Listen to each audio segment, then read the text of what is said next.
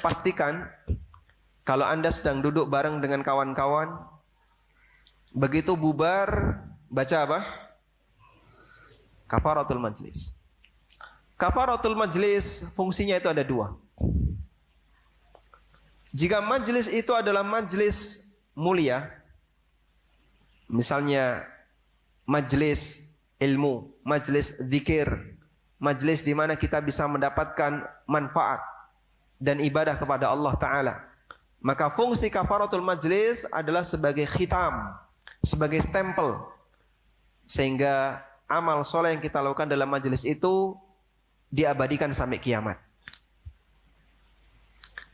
Yang kedua, ketika majlis yang kita lakukan adalah majlis yang penuh dengan dosa, atau sebatas membahas masalah yang mubah, nggak ada nilai ilmu, nggak ada nilai nasihat sama sekali, maka kafaratul majlis di situ fungsinya adalah sebagai penebus dosa. Maka jangan lupakan, sebenarnya yang lebih butuh kafaratul majlis, itu ketika kita kumpul bareng kawan-kawan. Lagi istirahat kerja, sambil makan bersama di pabrik, biasanya apa Pak? Ngobrol. Selesai bubar. Padahal ini lebih butuh untuk dikasih apa?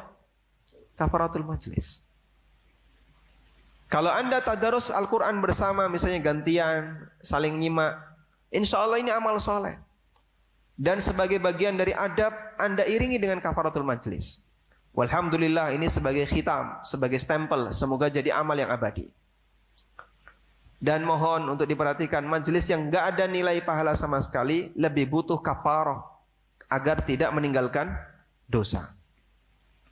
Rasulullah sallallahu alaihi wasallam bersabda, "Ma qa'ada qaumun maq'adan lam yadhkuru fihi Allah azza wa jalla wa yusallu 'alan nabi sallallahu alaihi wasallam illa kana 'alaihim hasratan yaumal qiyamah." Apabila ada sekelompok orang yang mereka duduk bareng, tapi dalam majelis mereka tidak melakukan zikrullah, enggak ada zikir sama sekali, tidak ada penyebutan Al-Quran, tidak ada penyebutan dalil hadis, dan mereka tidak bersolawat kepada Nabi sallallahu alaihi wasallam, maka akan menjadi sumber penyesalan kelak di hari kiamat. Wa in dakhalul jannata li thawab, meskipun bisa jadi mereka bisa masuk surga untuk mendapatkan pahalanya.